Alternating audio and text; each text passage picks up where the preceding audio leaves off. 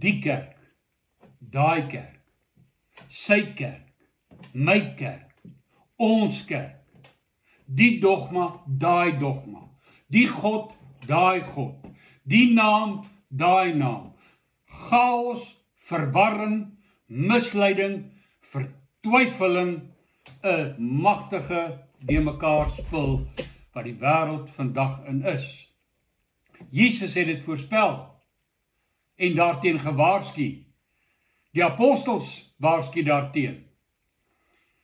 Dit alles is 'n deel van die oorlog en die worstelstryd wat die mens in hierdie wêreld, wat lê in die mag van die bose, in die gesig staar op sy lewenspad na die ewigheid. Tog is die evangelie eenvoudige, goeie nuus. Wonderlike, magnifieke nuus. 'n eenvoudige boodskap van 2 koninkryke, 2 heerskappye, 2 regerings, en elke mens is 'n onderdaan in een van die 2. Die een koninkryk is boos en daarop uit om die mens wat geskape is na die beeld van God te verneder, te verslaaf, te vermoor en te laat verdoem om die ewigheid saam met hom, die heerser van die duisternis van hierdie eeu, in die hel te gaan deurbring. Ongelukkig is dit ook so. Alle mense word onder die heerskappy van die bose ingebore, omdat die eerste Adam die heerskappy van die aarde en van die mensdom aan die bose owerste oorhandig het. Die hele wêreld lê in die mag van die bose. Maar die evangelie is goeie nuus. Dis 'n wonderlike boodskap en dis 'n koninkryksboodskap. Dis nie 'n boodskap oor vergifnis nie, dit sluit vergifnis in. Dis nie 'n boodskap van liefde nie, dis 'n boodskap van weer liefde. Deurdronge met liefde, maar die kerntema is die koninkryk van God. Dis 'n koninkryksboodskap, 'n regeringsboodskap, 'n magsboodskap wat kom in teestand met die mag van die bose in die koninkryk van duisternis. Johannes die Doper preek as volg, Matteus 3 vers 1 en 2. In daardie dae het Johannes die Doper opgetree in die woestyn van Judea en gepreek en gesê: bekeer julle, want die koninkryk van die hemele het naby julle gekom. En daarby voeg hy dan Jesus as die een wat hierdie koninkryk kom inlyf, toepas en bewerk. Matteus 3 vers 11 en 12. Jesus Christus kondig 'n koninkryk aan. Matteus 4 vers 16 en 17. Die volk wat in duisternis sit, het 'n groot lig gesien. En die wat sit in die land van die skaduwee van die dood, vir hulle het 'n lig opgegaan. En van toe af het Jesus begin om te preek en te sê: bekeer julle, want die koninkryk van die hemele het naby gekom. En Matteus 4:23. En Jesus het die hele Galilea rondgegaan en in hulle sinagoges geleer en die evangelie van die koninkryk verkondig. En elke siekte en elke kwaal onder die volk genees, sien ook Matteus 9:35. En dan, in Markus 1:14, en nadat Johannes die Doper oorgelewer was, het Jesus in Galilea gekom en die evangelie, die goeie nuus van die koninkryk, die heerskappy van God verkondig en gesê: God se regering, die tyd is vervul en die koninkryk, regering van God, het naby gekom. bekeer julle en glo die goeie nuus, die koninkryk is hier. Sy eerste bewys rakende sy inhuldiging van God se koninkryk is sy oorwinning oor versoeking in die woestyn, Lukas 4. In die woestyn, 40 dae sonder kos en water, een versoeking na die ander, intense versoeking, tipiese versoeking, wat elke mens in sy lewe aangryp, en hy oorwin hulle almal. En dit loop deur sy ganse lewe wat sonder sonde was. En dit kan niemand anders sê nie. En onmiddellik daarna bewys Jesus die heerskappy wat hy bring, deur in die sinagoge 'n man met 'n onrein gees van die onrein gees te verlos. Die gees skreeu, ons weet wie jy is. Hulle weet, hier is 'n ander koning, groter koning as ons koning. 'n Ander mag, groter mag as die bose mag. Hy wys sy heerskappy en mag oor die bose, die blinde man wat daarop volg, ensovoort. En dan is dit een demonstrasie na die ander demonstrasie van Jesus Christus se autoriteit en mag in die koninkryk van God, bokant en oor die koninkryk van duisternis en boosheid. Die genesing van Petrus se skoonma, die genesing van die melaatse, die verlamde man in Kapernaum, die man met die verdorde hand, die besetene van Gadara, waar die baie bose geeste almal uitroep, ons weet wie u is, het u gekom om ons voor ons tyd te pynig. Hulle weet daar kom 'n oordeel, hulle weet hy gaan hulle pynig. Hy het mag oor hulle. Die dogtertjie van Jairus, die vrou wat aan bloedvloeiing gelei, die vermeerdering van die brode, heerskappy oor die wind en die see, die besete dogter van die Sirofenisiese vrou, die doofstomme in Dekapolis, en so deur al die skrifte en geskrifte van die Nuwe Testament, tot by die opstanding Sondag, wanneer hy, soos die liedere digter dit besing, daar staan hy op by die graf, triomfeer oor al die vyand mag. Hy verrys oorwinnaar oor die dood en die hel, en hy leef as koning van die groot heelal.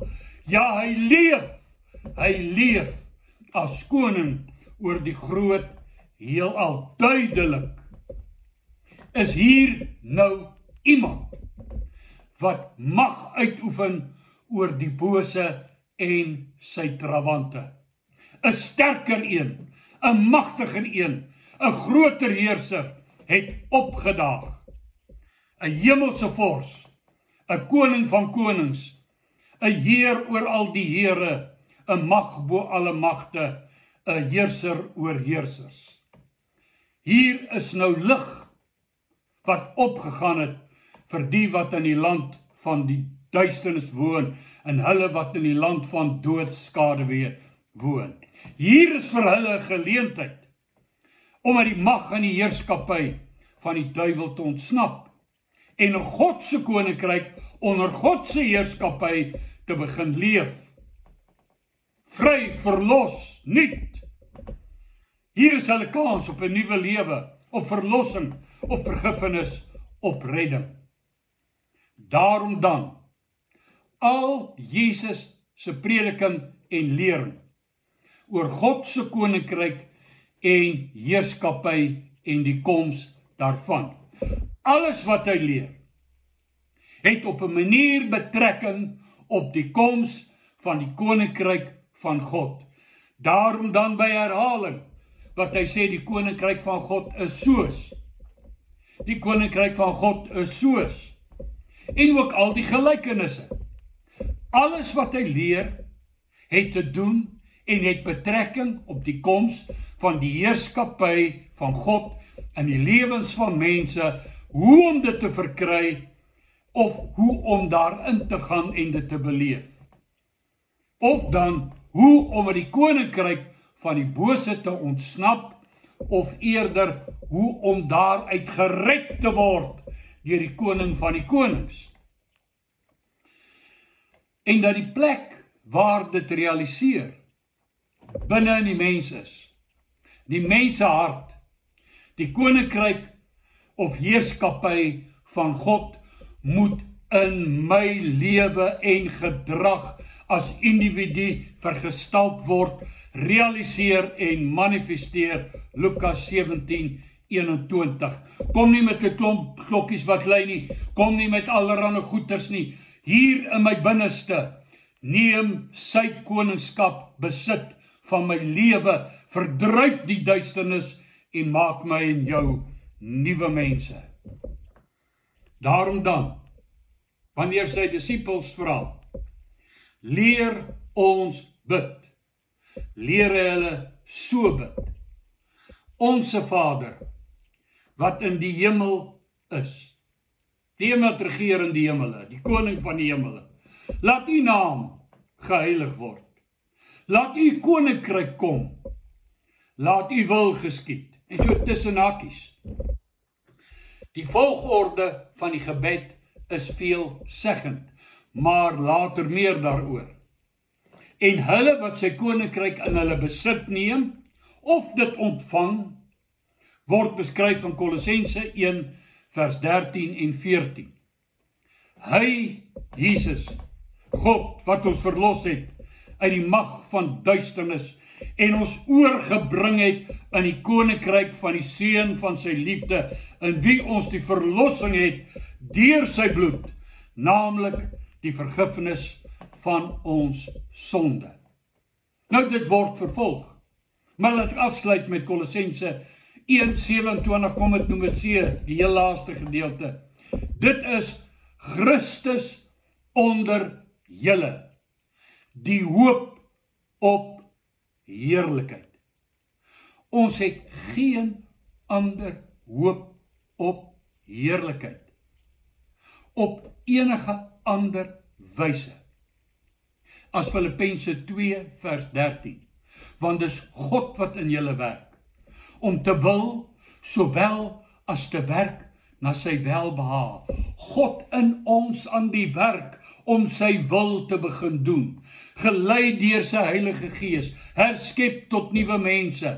Ons enigste hoop is dat hy ons verlos uit die koninkryk van duisternis en oorbring in die koninkryk van sy geliefde Seun.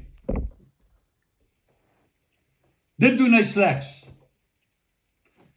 aan en in en vir die lewens onder sy heerskappy. Hy werk net in hulle, hy's nie oral en almal nie. Hy's in hulle, wat buig voor sy heerskappy, sy koninkryk soek en in besit neem. Bid, laat die koninkryk kom, u wil geskied, en dit bedoel, I want out, and I want in, uit duisternis en lig in. En die wat nie daar is nie, die res ervaar, en hulle leef, vers 2 van Efesiërs 2, hulle is dood deur die misdade en die sondes, waarin hulle wandel, volgens die loop van hierdie wêreld, volgens die owerste van die mag van die lig, van die gees wat nou in die kinders van die ongehoorsaamheid werk. Of hy werk in ons om te wil en te werk na sy welbehae, of die gees van die mag van die lig, van die owerste van die mag van die lig, wat in ons werk, ongehoorsaamheid, sonde en misdade. Onder wie se heerskappy leef ek en jy? Evangelie gaan oor twee koninkryke. Die een is boos, die ander goed. Jesus bied 'n geleentheid, 'n verlossingsgeleentheid, 'n reddingsgeleentheid, om my oor te bring uit die duisternis in die lig. Waar leef jy en ek? Mooi loop, tot volgende keer.